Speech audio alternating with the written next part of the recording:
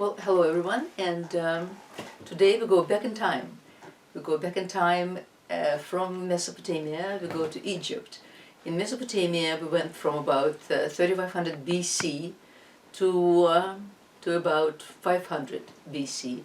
Now we go back even before that, and we're going to Egypt, right here. Here's Mesopotamia, Persia there, here's our Egypt. Now, we looked at the Fertile Crescent, here it is, that incorporates Mesopotamia and Palestine. And we did mention the Neolithic Revolution that started, well, it began in different places at a different time. But 10,000 BC is a good place to point it to, about. Some places 12,000 BC, some 8,000 BC, so 10,000 is good. And this was the time when humanity slowly but surely abandoned hunting and gathering in favor of agriculture and domestication of animals and plants. Now, this is the Fertile Crescent we saw. However, in many cases, it also incorporates Egypt, as you see here.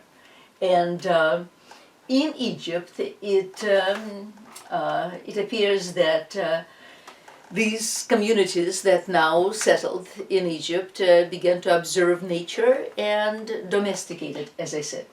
The archaeological data indicates that domestication of various types of plants began in various parts. Now, this is something extremely approximate. This is really kind of a mnemonic device to remember what we're going to talk about. The timeline of ancient Egypt, please observe, extremely approximate, just so you remember. Now, the early dynastic period, figure the first 500 years after 3000. So 3000 BC to 2500 BC. That's the early dynastic period during which Egypt, the Upper Egypt and the Lower Egypt will unite. Now, once they unite by 2500 BC, again, very approximate, the Old Kingdom, and that's when art is most excellent, in fact. The Old Kingdom counts from 2500 BC to about 2000 BC, another 500 years.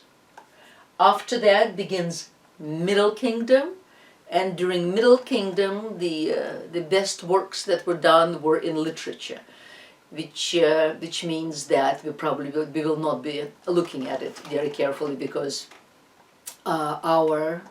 this is the survey class and we need to go ahead. So Middle Kingdom is from 2000 to about 1500 BC, and finally the next period we'll be looking at is the New Kingdom or Empire, and that is between 1500 to 1000 BC. After 1000 BC, Egypt will be occupied by the Assyrians, then the Persians, then the Greeks. It will no longer be its own entity, even though the imagery will continue similarly to what it was before. Now, during the lecture I will be giving you much more precise dates, but I will never ask you to remember them. You do need to approximately remember these. Just it's 500 years intervals. And here we begin. The valley of the Nile was uninhabitable, really, before about 6000 BC. And it seems that no one really lived there. But it appears that the banks of the river were being cleared and irrigated, and it was underway pretty much by the 6th millennium BC. That's when the valley began to be inhabited. By that time there was so-called global warming. The parts of Africa were turning into desert, and naturally populations tended to move towards water, and that happened around 6000 BC. Now, another thing that we need to remember is Tigris and Euphrates, remember, in Mesopotamia, flowed north-south. So the upper regions were geographically in the upper map and the lower regions geographically in the lower map. This is not the case in Egypt, which may be a bit confusing. The Nile flows from south to north. Therefore, the upper Egypt is considered the lower map, and the lower Egypt, in fact, is the delta and places around the delta. So upper Egypt, lower Egypt. The upper Egypt is, in fact, the south of Egypt, and the lower Egypt is the north of Egypt. Okay. Now, what will happen? I find the best way to remember it is lower is closer to the water, higher is closer. Higher is further away from the water, lower is closer to the water. Exactly. So the Mediterranean is the water in this scenario. So if you're in lower Egypt, you're closer to the big body of water, and if you're in upper Egypt, you're further from the big body of water. Perfect to have my audience here. My daughter, who is stuck with me in the house now for half a year, so we're here together. And as I said before, it's much better to have an audience. Hi guys. So yeah, here we go. The entire life of Egypt was determined by the river. There are almost no rains in Egypt, but the river once a year in the fall would swell with the sediments that it brought from the south, from the middle of Africa, and leave these incredibly wonderful, rich sediments on the riverbanks, and that would provide the river and that's what made the river so incredibly gift-giving, and the land around it so fertile. Herodotus once said that Egypt is the gift of the Nile, and it is very true. Now, by everything that... Now, around 3000 BC, now remember, early dynastic period, the year 3000. Around 3000 BC, there appeared to be a legendary King Menes, also known as Narmer. We don't exactly know who he was, but it appears that about that time the lower Egypt and the upper Egypt were united into one cohesive unit. And the record that we have of that is an extremely important record, and it's called the Narmer Palette. And it is a great archaeological find, dates from about 31st century, and contains some of the earliest hieroglyphic inscriptions. It also contains the standard of representation, completely new, that will exist now for 3,000 years. Which in a way is some sort of a miracle, because representation existed before, but it was just your regular Neolithic painting or scratching, whereas this comes as a bit of a miracle, completely formed as if the Egyptian art began at the top and then declined, whereas of course the normal development is from nothing onto the apex and then decline. Whereas Egyptians seem to have started at the very top with this palette. Now, a palette, here, they were typically used for grinding cosmetics, and the Egyptians loved their cosmetics. But then they also then were used for ceremonial purposes. Sort of today you see the royal families of England or Sweden or Spain, what have you. And during their ceremonies, men wear their swords. Needless to say, they're not going to use their swords in any practical way. They're called ceremonial swords. And the same thing would happen to these palettes. With time, they were seen as a method to portray interesting events and to give them as presents. And this was the case with the palette of Narmer. It is about 2 feet high, and it's made in from soft, flat, sort of gray-green silk stone. This is the front, in fact. The one on your right is the front, this is the back. So obverse, it's called, reverse. We start with the reverse. What do we see here?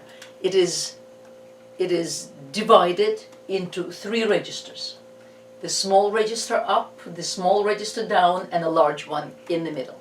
In the upper register you see two cows. They both represent goddess Hathor, goddess of fertility, goddess of procreation, protectress of households, and she protects the house of the pharaoh, which we see right here. So this is the protectress goddess who protects the house of the pharaoh.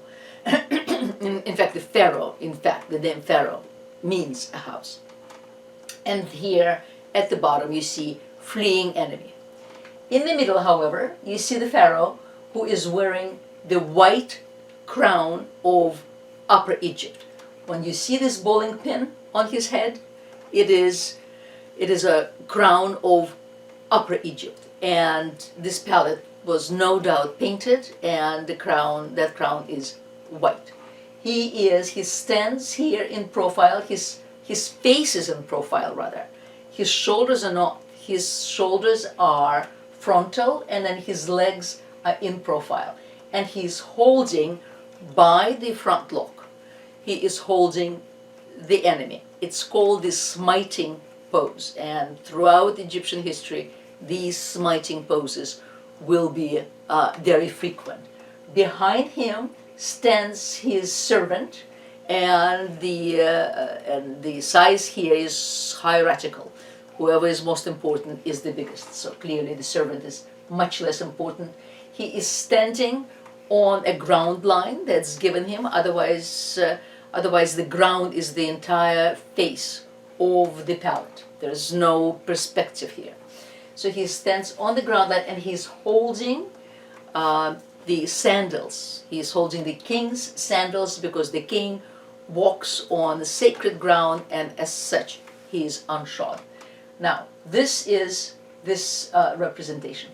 Right to the right of the king you see a different representation, which in fact means the same thing. The bird, which is falcon, and it represents god Horus, who is one of the original gods of Egypt and brought prosperity to the land.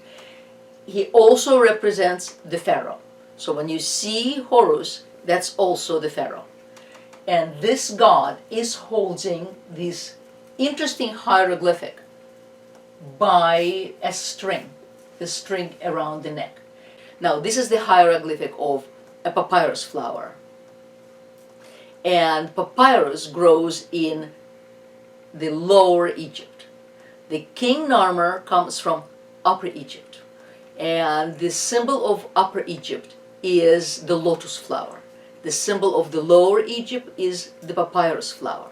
So what you see here is that the bird Horus that represents the pharaoh is holding on a string an impression of a papyrus flower that means the same thing as here. Here's the king of Upper Egypt with his Upper Egypt crown, who is holding the enemy by the forelock. The enemy is the lower Egypt, and the same thing here. Here is the god falcon, who has conquered the lower Egypt, represented here by papyrus flowers. So everything is right there for everyone to see. And here is the enemy fleeing. Now this is the reverse of the palette. This is the obverse, the front of the palette. And that now is divided into 4 registers. The upper register is the same. It's the goddess Hathor, multiplied, double image of the goddess Hathor that protects the pharaoh right here. And this image here is, you see the pharaoh, this one, now he is wearing the crown of the lower Egypt. Kind of looks like a chair right here. So this is the crown of the lower Egypt. The same servant as here is carrying his sandals. He is walking behind the standards of the lower Egypt, which he had captured. And here we see 10 decapitated figures. Now the figures that we now see from up above, whereas everything else here we see from the side, the so-called twisting or shifting perspective. They're decapitated and their heads are between their legs. Tells the same story as this. The king of the Upper Egypt now is wearing the crown of the Lower Egypt, which he captured, and the standards of the captured lands are in front of him. The image right here is uncertain. It certainly forms the concave spot right here where cosmetics would be ground.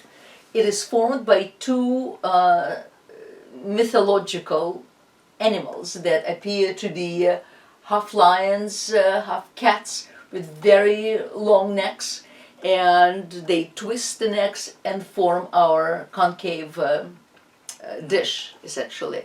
It's possible, it's another way to see the two lands unified, right here.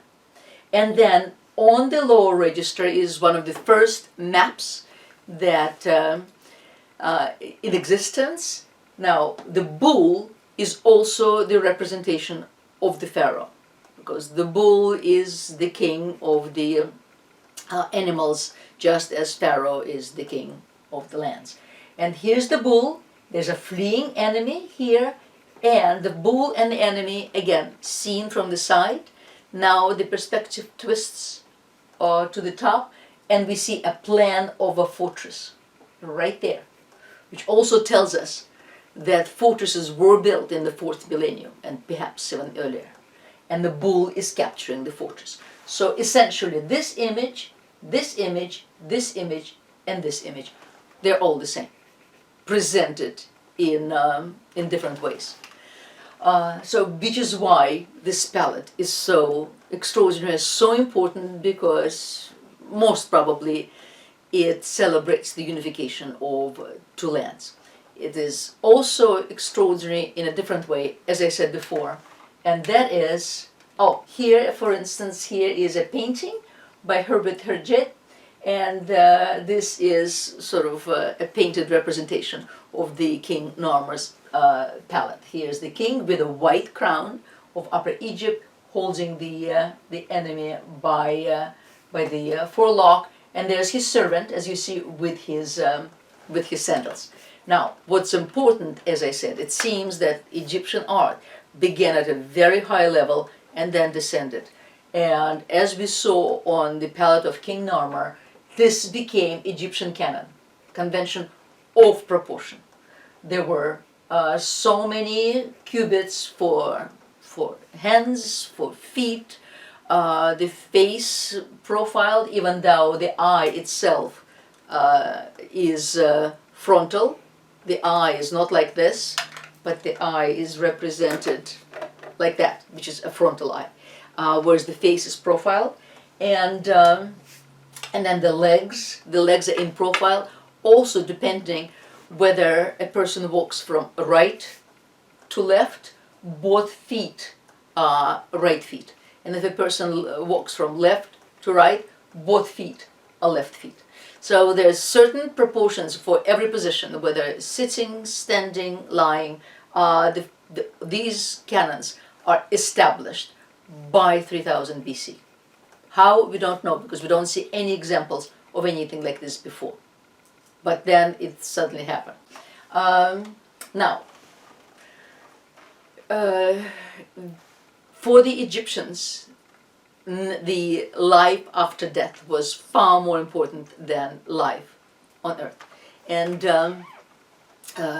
to that end, very early on, they began to bury the dead in small pits and in the desert.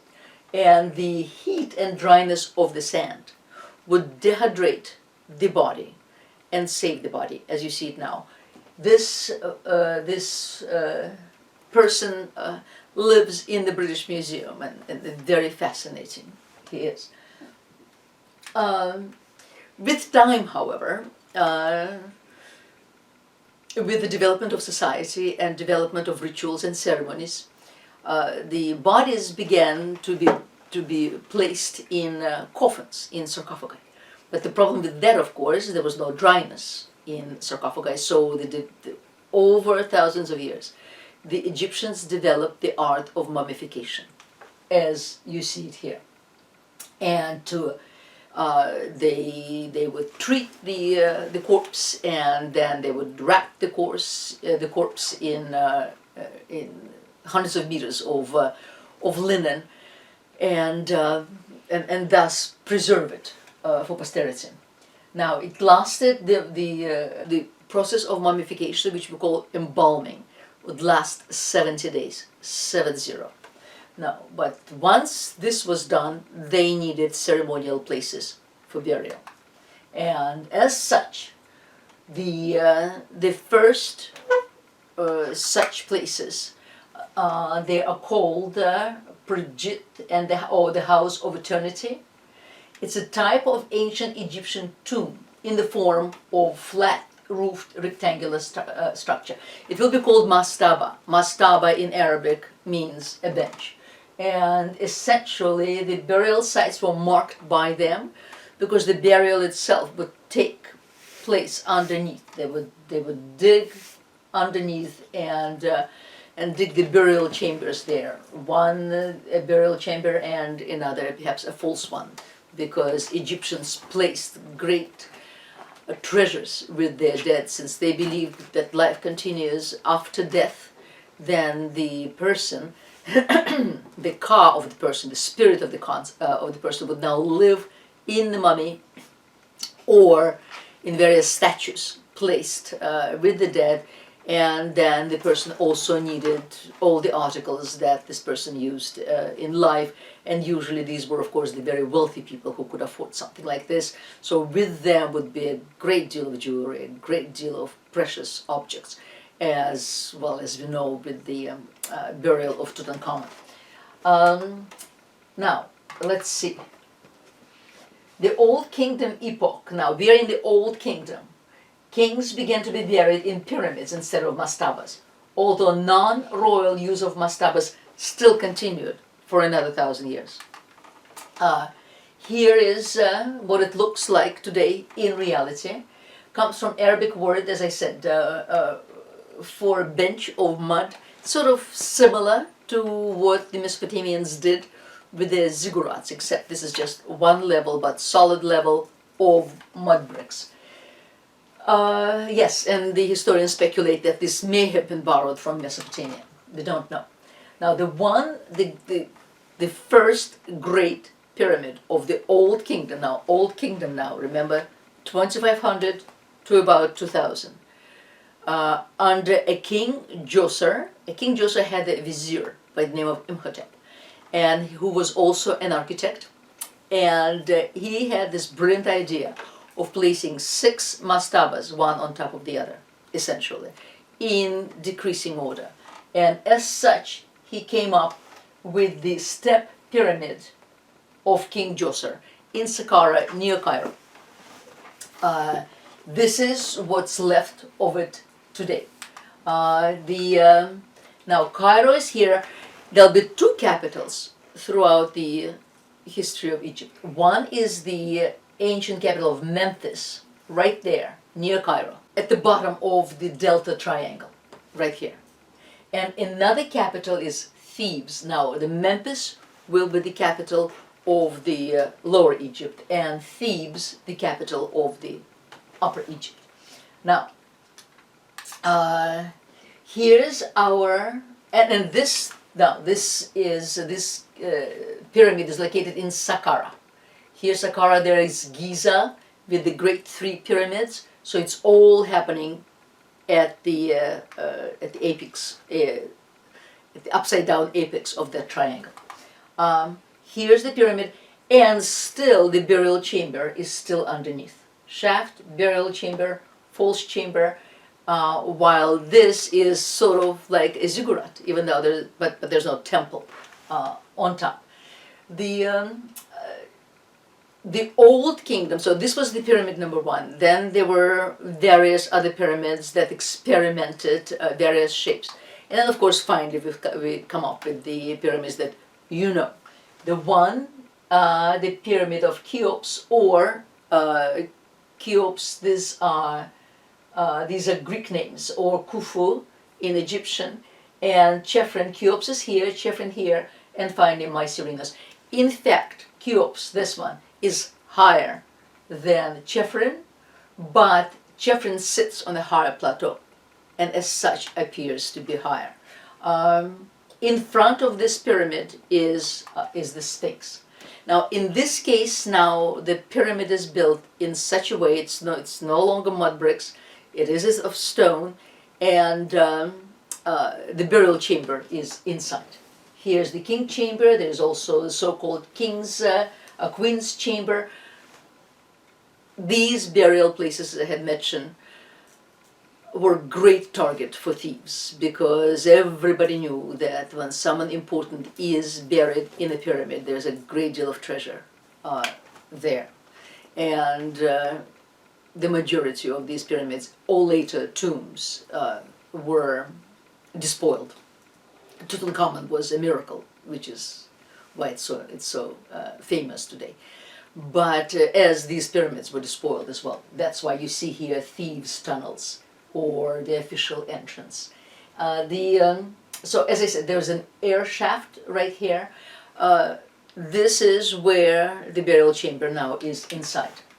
In front of the pyramid, of the middle pyramid, Cheops, sits the great Sphinx of Giza, the Giza plateau. We still don't know what the meaning of the Sphinx is, which is why Sphinx is, of course, an epitome of something very, very mysterious. He is the greatest guardian of all, and in this case he guards the pyramid of Chephren. Despite his guardianship, the thieves did manage to get in and take everything from there. You have the side, he's enormous. He is carved out of what's called living rock. In other words, there was a mound there, and out of that mound the Sphinx was carved. It's not that masonry was brought from other parts and then put together and carved. This is carved out of living rock. It's the oldest monumental sculpture, and it is believed to have been built in the middle of the 3rd millennium. The fact is, there, if you look up, you'll probably see various theories that the Sphinx, in fact, is much, much older than that, but we don't know. He is certainly monumental. We don't quite have the face, because it was supposedly used as target practice for shooting by various troops that invaded Egypt in the 19th century. He is supposed to be a very, very large replica of the pharaoh Chepren's image, and here we have a smaller one. It's only 5 feet tall. He lives in the Cairo Museum. He is carved out. This one is carved out of a very hard stone called diorite, and this is an idealized body. This is in no way a portrait. What the Egyptians built and created art for eternity, not for momentary pleasure. So all of this was created for eternity, and in fact this statue also was placed, presumably, in one of the monuments dedicated to Chephren, and we are very fortunate to have it. He is wearing linen nemes, the headdress, right there. Here it is. He is wearing a uraeus on his, which is a cobra emblem, and the false royal beard. His body is entirely idealized to show him as godly, in fact.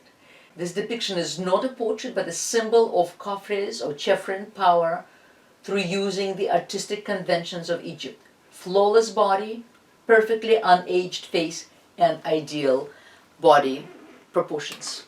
Here you can see him, the same bird, the falcon, protects him from the back, and that's the bird of the statue. Also in the Old Kingdom, and we will never see it again, from the Old Kingdom comes this extraordinary statue of a scribe. Now this is not royal, of course. This is he is a servant of a temple, perhaps, and he belongs to an extremely privileged, however, category of people who knew hieroglyphics and who knew how to write. The art of writing developed in Egypt at about the same time as in Mesopotamia. So what you see here, the body is not idealized. In fact, it's rather pudgy. So he clearly is well-fed and comfortable. The face is extremely intelligent, extremely intent. On his knees is the roll of papyrus, and he used to have a stylus in his right hand. The eyes, in fact, are made of rock crystal, so they shine with intensity. Here you can even see it. And he is called the seated scribe from Saqqara, and you see here that the body is certainly not idealized. It is still not a portraiture. It is an image of an extremely intelligent man who had conquered a very difficult skill of writing, and as such he is very valuable.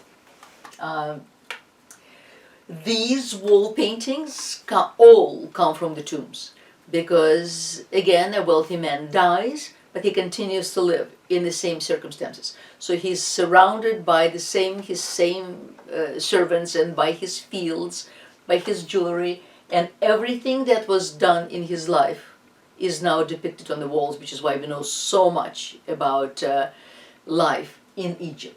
It is done in relief, where the background is carved away slightly, and then so the image is relieved from the wall, and that is painted. Also in registers. Egyptians did not know perspective. It's all done in registers, and we are to understand that the upper register takes place behind the lower register. This is the papyrus forest right there. The cows ford the river. Here's the river. Here is a worker. It was very hot in Egypt, therefore the majority of people in the fields, in fact, worked in the nude. And the papyrus forest is rich with all sorts of bird life. It's right? interesting. Yeah. I was just going to say, it's interesting that coming from Mesopotamia, where there was human sacrifice, and Right. if a king died or if a lord died, his servants died with him. It's interesting that Egyptians just kind of bypassed that whole thing altogether and replaced it with either representative servants, or they would do a painting of their servant while the real servant, little statues, or Shapti statues. Yeah, exactly. It's interesting that in life, when the master dies, the servant would probably get a stipend and retire, but their spirit would be painted on the tomb wall. Yeah. But it wasn't the case that the real life human had to die alongside. I mean, we don't know. Maybe some long time ago. Sure, but not in the tombs we found. No. Not in the current, not in the later tombs. Absolutely, You don't have the situations where you have with Mesopotamian tombs, where it's just a field of dead bodies. Right. Here it's just a dead pharaoh. And a lot of little statues. And all his Shapti people. Yeah, because they are the servants. They will be doing his bidding in the next life. Yeah. All right. Now, we are. So we looked at the early dynastic period. That's when the kingdom was united. We now looked at the Old Kingdom with spectacular art of the pyramids, of course, beginning with the step pyramid, and then a representation of a pharaoh as opposed to representation of a mere mortal. And now we are going to skip the Middle Kingdom. As I said, it was very, very rich in literature, but less rich in art. And we're going to jump now 500 years from the year 2000 to about the year 1500 to the New Kingdom or the Empire. That's when Egypt, that tended to be very focused on itself, now began to to go elsewhere and to conquer other lands. Here. Now, the New Kingdom, as I said, also referred to as Egyptian Empire, the period from the 16th to the 11th century BC. It's Egypt's most prosperous time. That's when Egypt gains its greatest possessions. The art is not nearly as good as it was in the Old Kingdom, interestingly enough, but it's huge. It becomes huge now, whereas the Old Kingdom, the quality is delightful, the size may not be, except the pyramids, of course. In the New Kingdom, the quality declines, but the size increases. The New Kingdom saw Egypt attempt to create a buffer between, here's the Levant. The Levant comes from the word lever, the sun rises in the east in French, so that's where we get the word the Levant. And Egypt and attain its greatest territorial extent.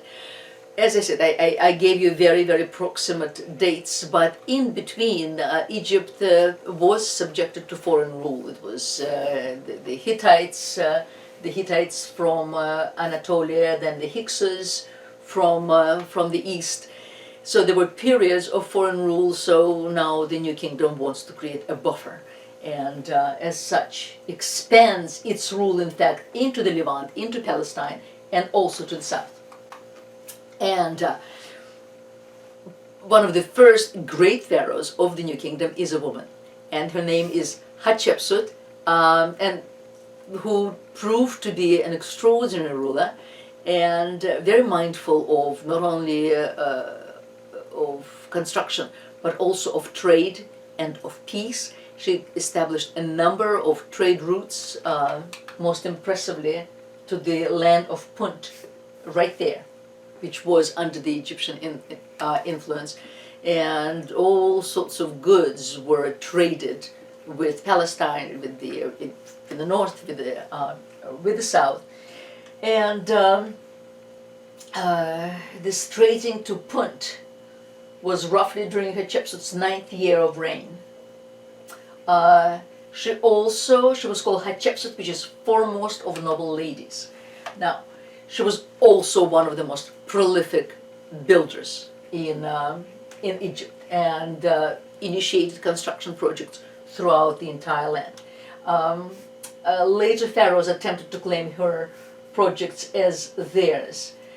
We even know the name of her architect, which is not very often, as we saw with King Djoser back at the time of the Step Pyramid. We also knew the name of the architect, Imhotep, and here too we know the name of the architect, who could have been her lover as well, but who knows. And during her reign, so much statuary was produced of various types, and of herself, that pretty much every museum in the world has a statue of Hatshepsut. She often represented herself as a male pharaoh with male attributes. There's the cobra, the nemes, right there, the linen headcloth.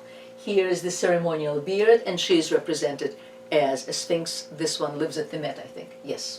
One reason for that is that since there wasn't widespread social information, yeah. People who just lived in rural areas wouldn't have even known that she was a woman. That's true. So it was partly to just avoid confusion, because in her early reign she definitely still represented herself with feminine attributes. Mm-hmm. But yeah, as the statue in the Met. Yeah, but as exactly. That's it's a very rare Hatshepsut statue. Yeah, because she's a female. Because the older she gets, she just sort of falls into this balance of how to rule and how to govern, and when to exhibit individuality and when to just sort of let it slide. Mm-hmm. Right. But there's so many statues of Hatshepsut. Right. Yeah. Yeah. Even though she was condemned, presumably, by later rulers, which is why this incredible complex is in its ruinous state. Well, also, of course, the time that passed. It's called Deir el-Bahari, or the Hatshepsut necropolis. Theban, the funerary temple of Queen Hatshepsut, right here. It has this incredibly modern look, almost Frank Lloyd Wright, as the temple, in fact, blends into the surrounding rocks, and it's extremely compelling. However, we do have to remember that it was all painted. was all painted. There was a lot of statuary, lots of beautiful gardens around. The temple had a whole army of gardeners. So this is what it looks like. Originally there were 3 temples there. There was a temple of a predecessor, then the chapel of Hathor, the cow goddess, and then the temple of Hatshepsut herself. This is just another way of seeing it. Again, it's an extremely impressive image.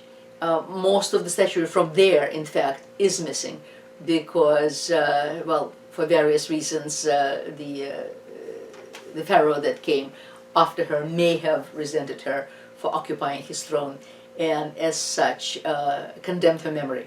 And the condemnation of memory usually involves destroying all statuary that pertain to that pharaoh, destroying all writing and what have you. But fortunately, so much was created that we still have quite a bit. Here's the more black and white, if you can see it better in that. I mean, obviously it had been, restored. This is one of the restoration drawings, and it shows you also here the garden, what it may have looked originally. This part of the complex is actually completely destroyed, and this is the look from the air. Now behind these mountains is the Valley of the Kings, where Tutankhamen was found. And so things seem to be just fine. The empire was prosperous, trade was going on, and then something very extraordinary happened. There appeared a pharaoh who was a mystic. Very surprising. And this mystic decided that there's only one God, and that is the God of the sun, of the disk of the sun. Well, and himself, of course. The pharaohs considered themselves as godly. And so he closed down all the temples. It was sort of a revolution. As you can imagine, the priests, who grew extremely wealthy, did not like it. Not only he did that, but he also moved the capital to right next to a place called Hermopolis. Today it is called Amarna, because Amarna is the later name, and Tel Amarna is the Amarna hill. That's where they found the remnants of that civilization. So you see, Giza, Memphis is here, Thebes is there, Amarna is in the middle. So that's where he established a completely new capital. He also is extremely, what's fascinating with this particular pharaoh, not only he now worshipped one god, but the art during his rule became a lot more naturalistic. I mean, it was never naturalistic in Egypt. It was quite rigid. It was very rigid, and it was, as I said, idealized. And suddenly, look what we have here.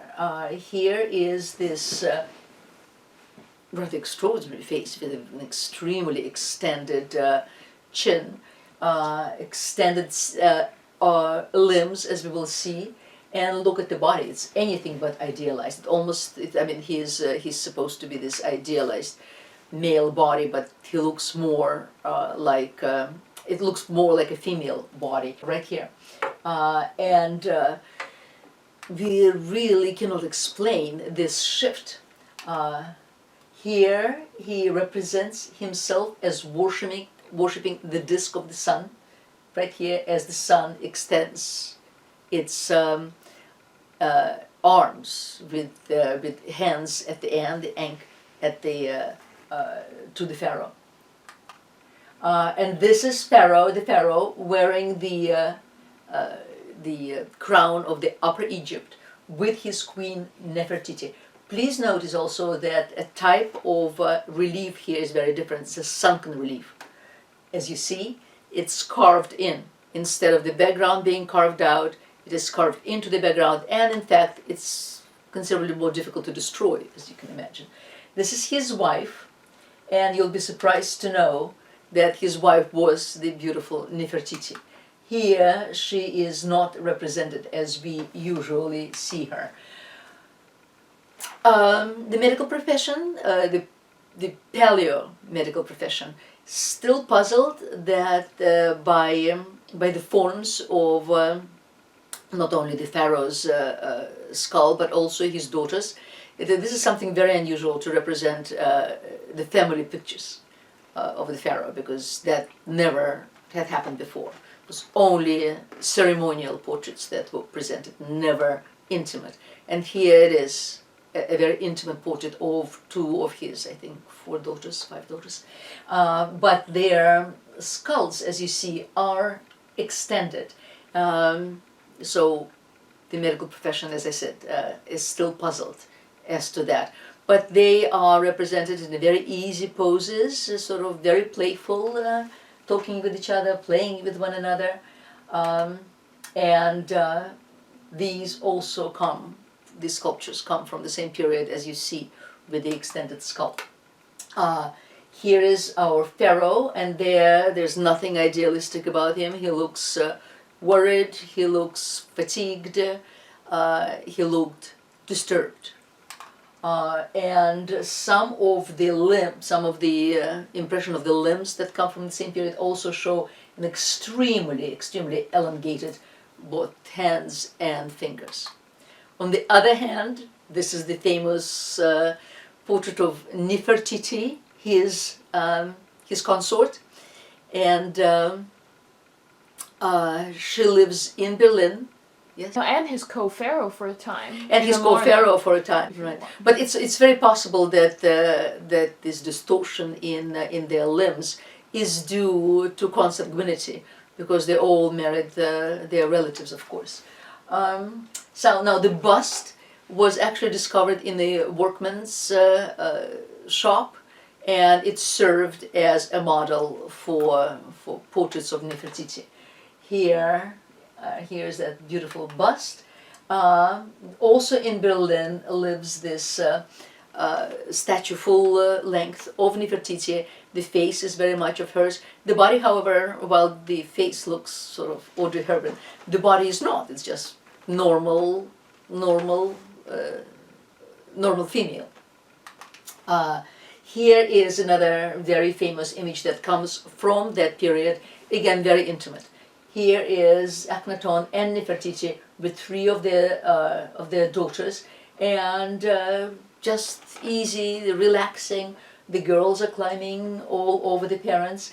Interestingly, the energy of the sun is such that it blows, as you see, their scarves in different directions. Again, the sun extends its hands with an ankh. An ankh is that little cross at the end of the hand, which is the symbol of immortality and bliss. Tutankhamen was either a son of Akhenaton or a nephew. He is directly related. The reason he is so famous is because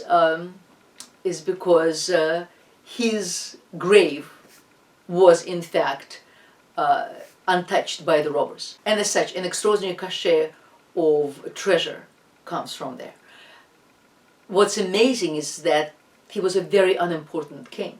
He died very young. He ruled for a very short time. The moment Akhenaton died, and Akhenaton was very young, the priests, of course, exercised their influence and returned the country back to the old gods. And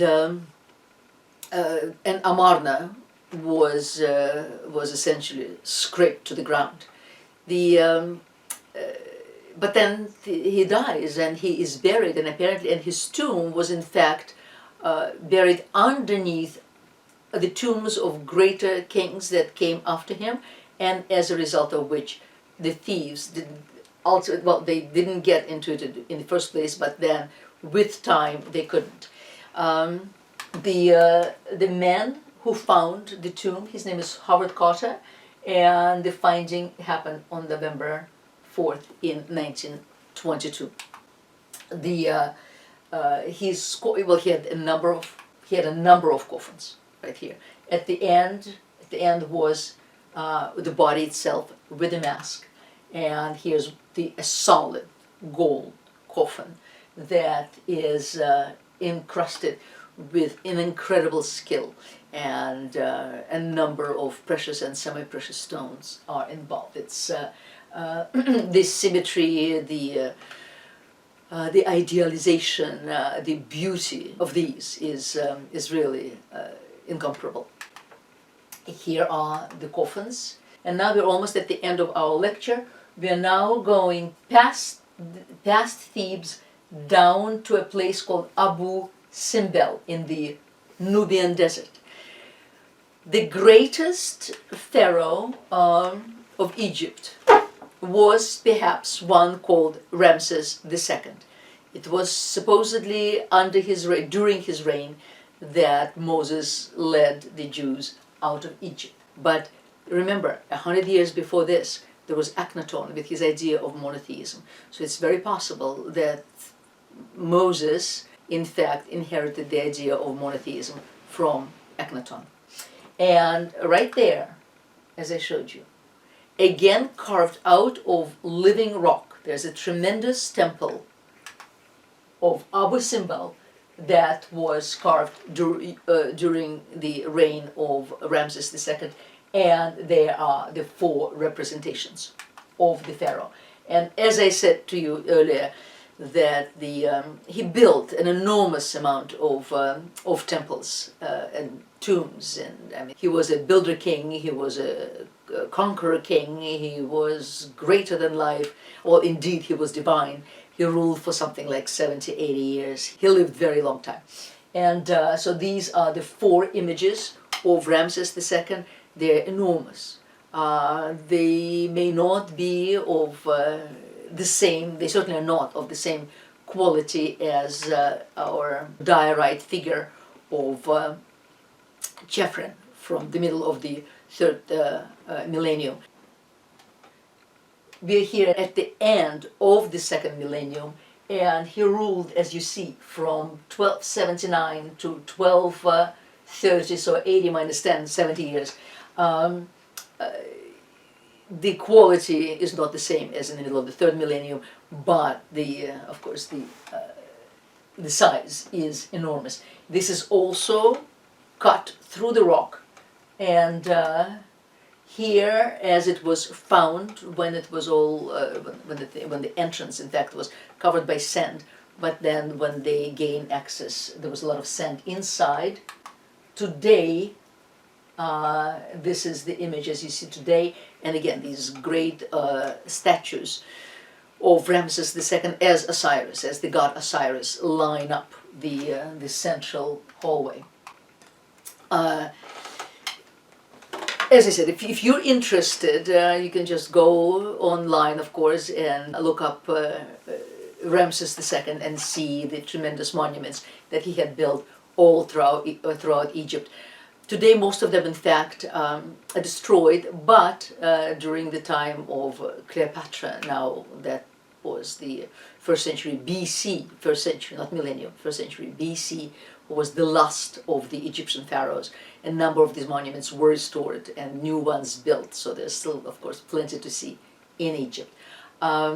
Before we come to the end, the Book of the Dead, that was a very important tour guide in Egypt, because when the mummy was packed up and covered, all sorts of little figurines were placed between the wrappings that would protect the dead as the dead travels in the land of the dead, because there are all sorts of escapades and all sorts of obstacles that one must overcome. But also one must know where to go, where to eat, what to do, and for that the Book of the Dead was provided. This is a very short part of it, and here we see in white linen. This is our deceased man.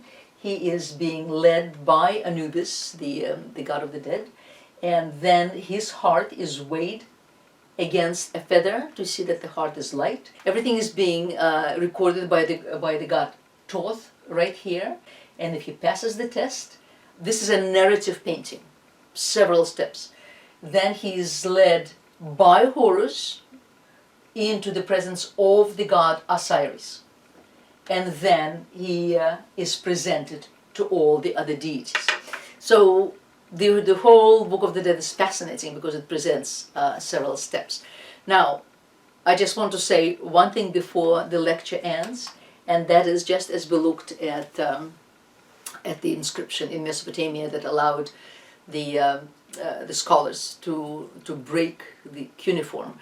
So here too, Napoleon invaded Egypt in 1799 and brought with him a small army of scientists and scholars.